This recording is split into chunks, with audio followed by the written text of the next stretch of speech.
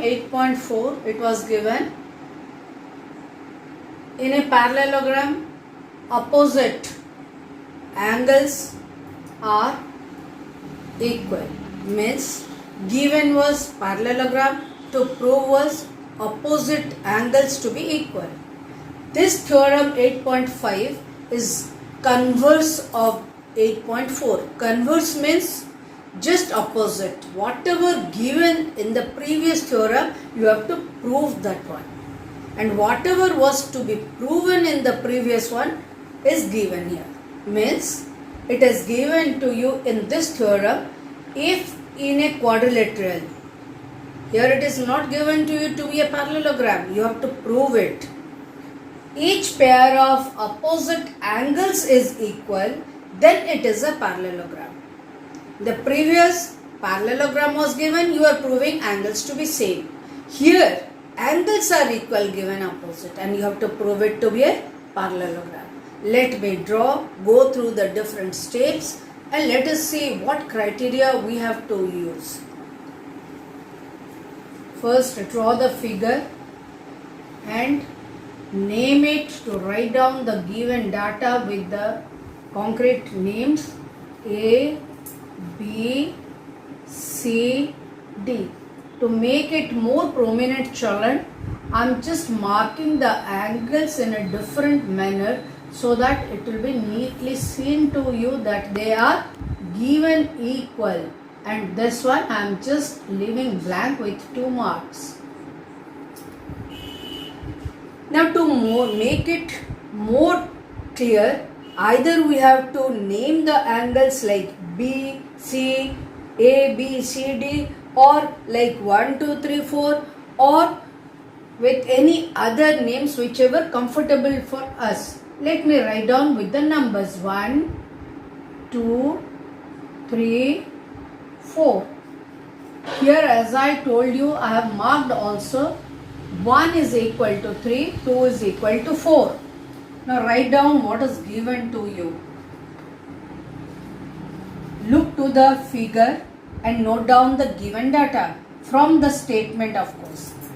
Angle A is equal to angle C and angle B is equal to angle D.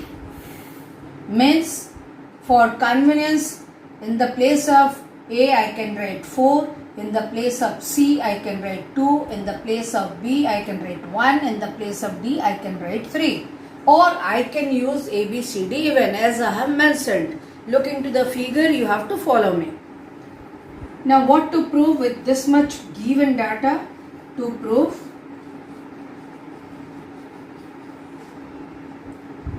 a quadrilateral A, B, C, D is a parallelogram. I hope this symbol, as I told you in the previous theorem, this is your parallelogram symbol. Okay.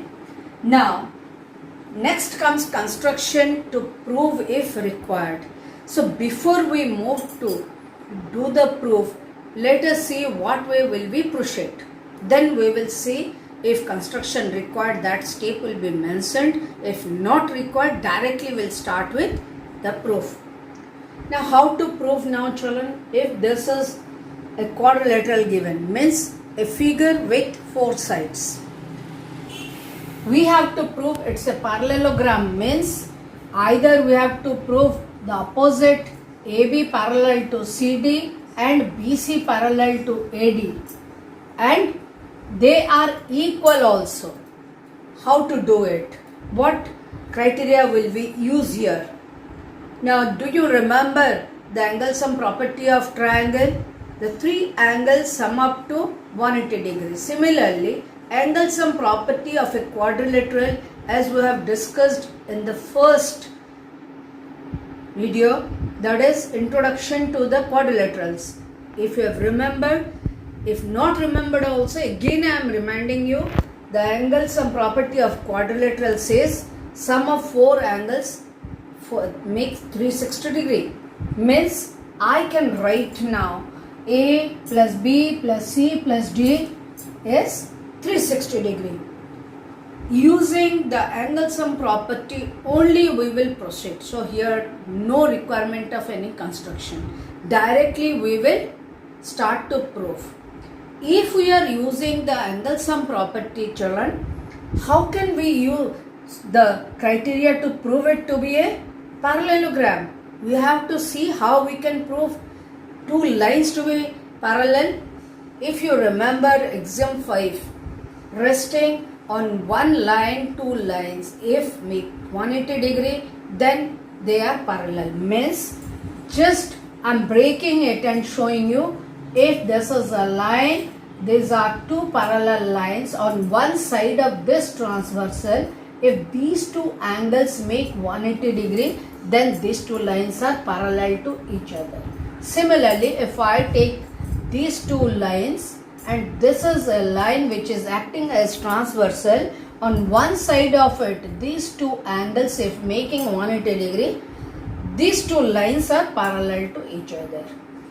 Now we are not going to prove it AB parallel to CD and AD parallel to BC. Any one pair if we will prove, then we can write similarly.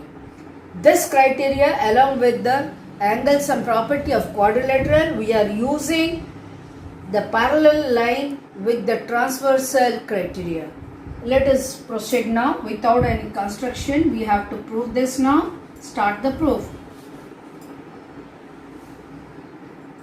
Now using the angle sum property, I can write angle A plus angle B plus angle C plus angle D equal to 360 degree. Now as already the given data A is equal to C, B is equal to D, I can put it together in a group like this statement which already we have written. We can change it to angle A plus, instead of angle C, again I am writing angle A and putting it in a bracket for the summation statements. If I change the places, the value does not change, it's known to you, very basic property of addition. Now B with D, angle B I am writing. In the place of D, I am changing it, replacing it with B again. So what do we get, children, here? Twice A plus twice B. Let me write down twice A plus twice B. Put it in the bracket.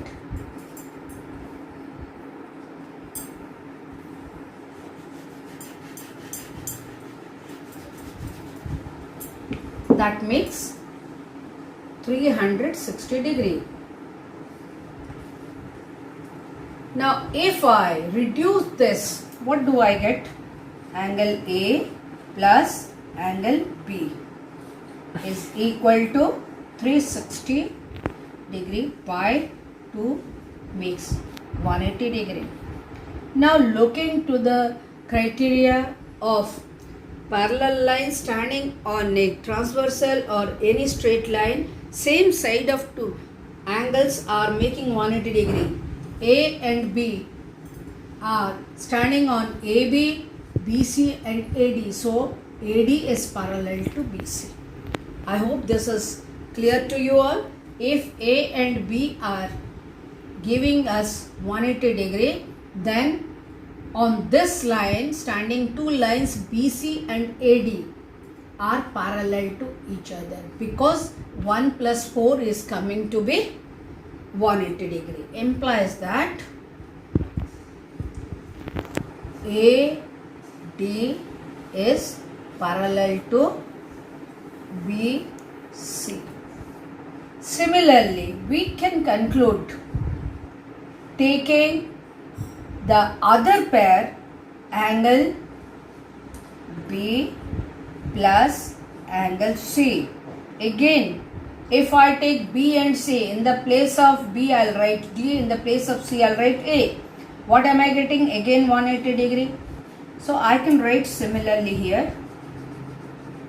Similarly,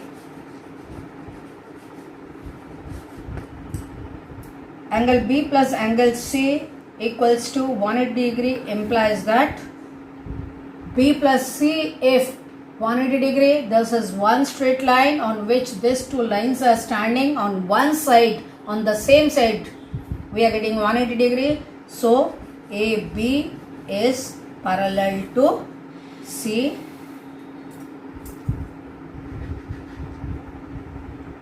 Parallel to CD. Now if I put together these two equations from our observation, what do we get? From equation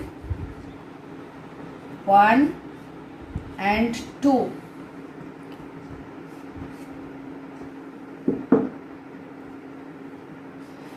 A, B, C, D is a parallelogram. What's the reason, Chalan? I hope it's clear enough. AB parallel to CD and AD parallel to BC. Thank you.